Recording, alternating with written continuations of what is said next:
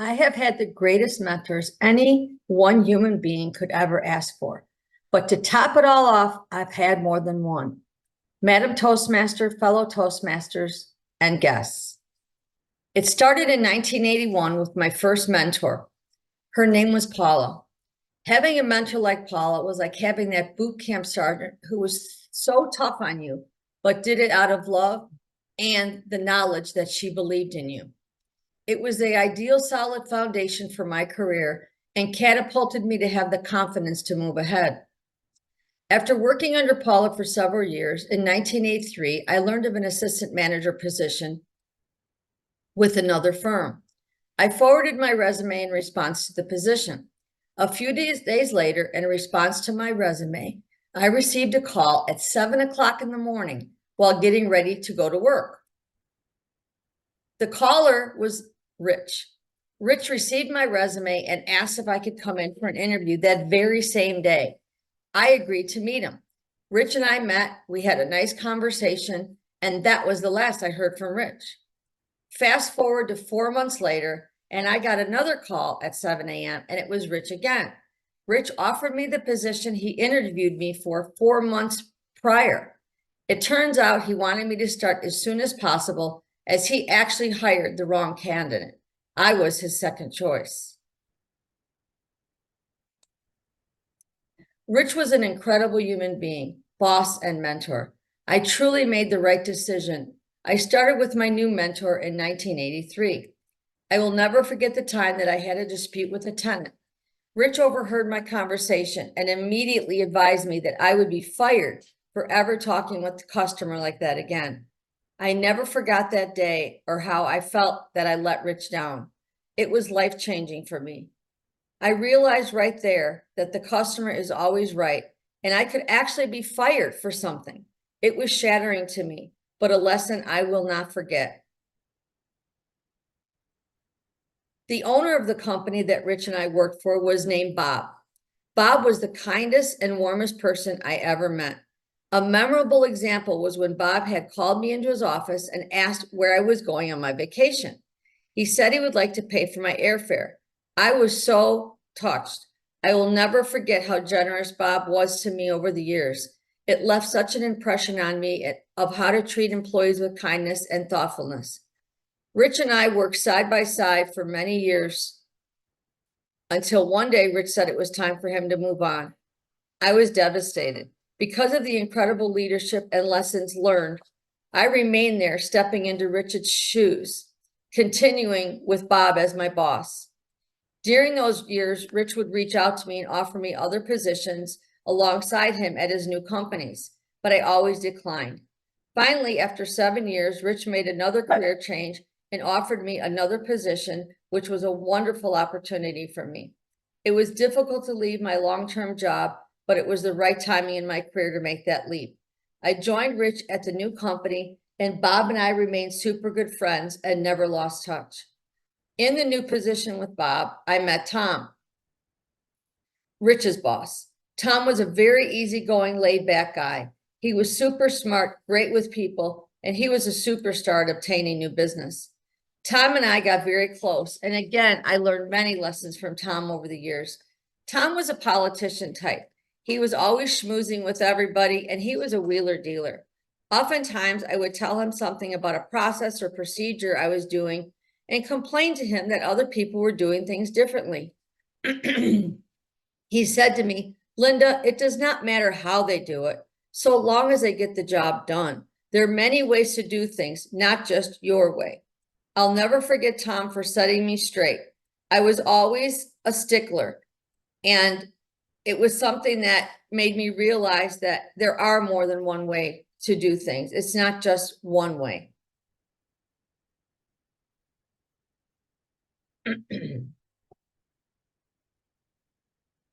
A few years later, I moved up again, and in that new position, I was able to once again work with Rich. We had an incredible opportunity to come up with a client, and both Rich and I teamed up along with Tom to secure this new business opportunity. It was a huge success for the company, and Tom, Rich, and I made a wonderful team once again. The client related to this project was Nestor. Nestor hired us and believed in our team. Nestor was the most thoughtful and respectful and amazing person I ever met. Nestor would always give me the confidence, support, and encouragement to forge ahead. No matter what, Nestor was always there to support my decision and recommendation. He made me and everyone he knew feel 10 feet tall. I recall a profound day when he taught me one of the most amazing lessons. I was complaining about the difficulty of a task. He said to me, "Linda, if it were easy, we would not need you." That was a life-changing statement I will never forget. Nestor also taught me the lesson of asking people questions to learn more about them. Nestor was so inquisitive and always wanted to know more about you. I feel so blessed to have had such iconic mentors, and bosses all wrapped up in one career. I treasured them every single day and made sure they knew it. It's true that I only interviewed the one time with Rich back in 1983, and from that day on, I never had to interview or do another resume for a new position again. It was truly due to the greatest mentor in the world, Rich, who taught me so many lessons about customer service, quality, integrity, determination, and focus. Because of Rich, Paula, Nestor, and Tom, and Bob, I'm the professional that I am today. Paula, Tom, and Nestor have all passed away. I'm still in contact with Rich and Bob, and just spoke to Bob last week for his 92nd birthday. Please cherish your mentors and tell them often that you love, thank, and respect them. You will thank me later, Madam Toastmaster.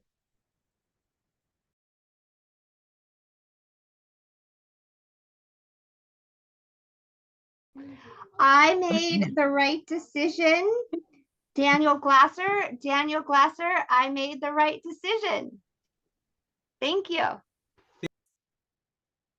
Decisions can be very difficult. I'm sure that every single person in this room has resonated with that many times in our lives. And one of the most frustrating things about decisions is that a lot of the times you won't even get to know if you made the right decision. What if that opportunity you could have taken over here would have led to a way better outcome than what you really ended up doing? So, distinguished Toastmasters, fellow Toastmasters, and guests, as you may already know, I will be heading to Torino, Italy for the next semester for over 4 months. And that is going to be during the fall semester. But that wasn't always the plan. I initially intended to go during the spring semester. But me, being a silly little guy, for some reason thought about signing up for going abroad as being similar to registering for new classes for UNLV. It's something you just do a couple months before and you're ready to go. That is not the case. I was mistaken. So late September rolls around, less than a week before October starting last year, and I go to start signing up to go abroad. I think, oh, I have plenty of time, probably have till November before I need to be ready to go. And the deadline was already on October 1st to get your visa application in, which is the first really important deadline. And the group submission deadline had already actually passed. Essentially, the group submission is a submission where you send your info, all of the visa stuff, you give it straight to USAC, the organization that runs the study abroad stuff, and they will send it to the LA consulate on your behalf, which is the nearest one to Vegas where you can get an Italian visa. So now I had a decision to make. Did I want to go during the spring semester where I would have under a week to get all of the visa information together, or would I go during the fall? Now, the visa application is not an easy process. If any of you have had to deal with going abroad for a long amount of time, there's a lot that you have to get together. You have to get passport photos, flight itineraries, documents from USAC, documents from UNLV, in my case at least. And that's just for the visa part. Outside of that, you also have to go to in-person webinars or in-person orientations, online webinars, do your own personal research, emails back and forth with USAC, tons and tons of emails, trying to get different information, so much involved. And just like my speaking during that section of the speech, it was very hectic. There's a lot involved. So that made my decision seem like it would be better if I were to go in the fall semester. If I were to go in the fall, way less stress involved, and I could take my time to get prepared to go to Italy, get my visa together. But with any decision, there is, of course, going to be more involved. The other aspect that I had to consider was that, for whatever reason, the fall semester would cost an extra $800 more. I'm not sure why that's the case, but I think we can all agree being able to save $800 by spending a couple of really stressful days getting my visa application together would be pretty nice. That I could store that money for another use later. So that made me lean more towards the spring side. But there was still more to consider. I also had to think about the fact that because I was already too late to sign up for the spring semester with the group submission, I also was far too late to sign up for scholarships. So I called up my advisor. Ring, ring, ring, ring. And I asked her, how likely would it be that I would be able to get a scholarship during the fall semester, and how much would I be expected to make? And she told me that a lot of students won't fully answer the prompts that are asked. So as long as you make sure to answer everything and have good writing, there's a decent chance you will get money, and it could range anywhere from $500 to $1,000 if you get that.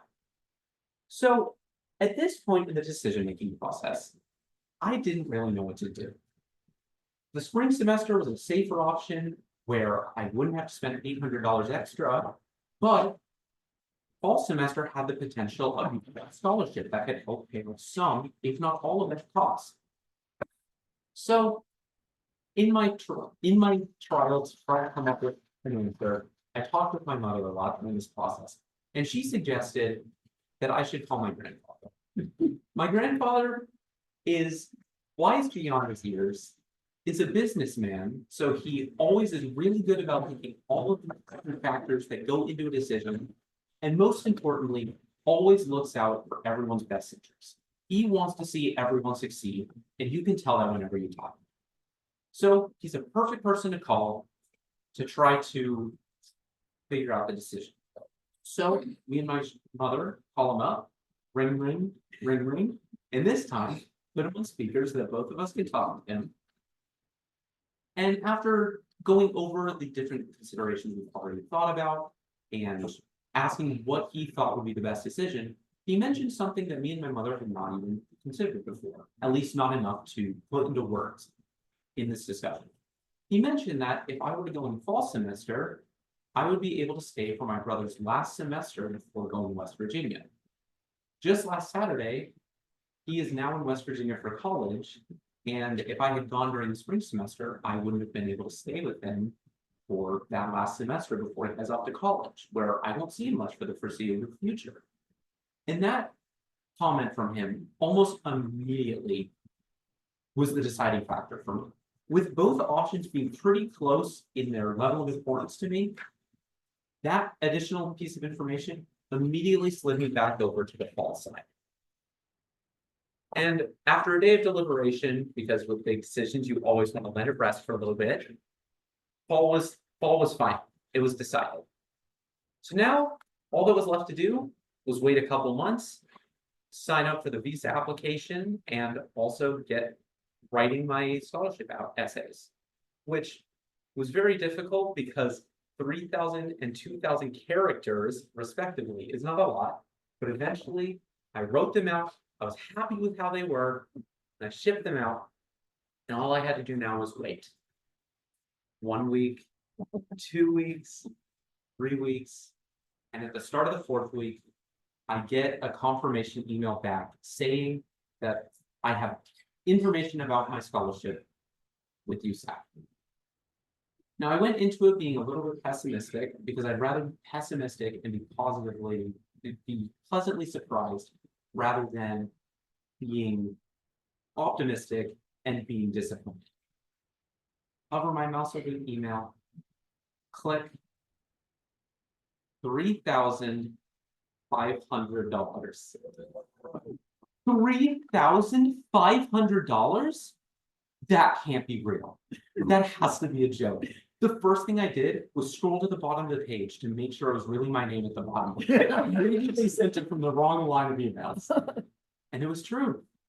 When I had thought about the scholarship money that I would get from the USAC scholarships, numbers over $1,000 didn't even cross my mind. I thought there was no way that I would receive more than that, especially with the fact that I'm a white male who has had little adversity in my life. Surely I wouldn't get that much money for the scholarship, but there it was. Seeing that email immediately showed to me that I made the right decision. Not only did I get all of the benefits of going in the fall, getting to go and have way less stress when signing up for the visa application and having more time to prepare, do research, pack, all of those things. Most importantly, getting to stay for my brother's last semester before I might not see him much in the future. So that's a pretty important aspect. Not only did I get all those benefits, but the only con that was really holding me back from going in the fall, the financial burden of $800 extra, had not only been completely nullified, but flipped on its head. And now I had extra money stored away to be able to use in my time in Italy, perhaps at stores, perhaps for other travels.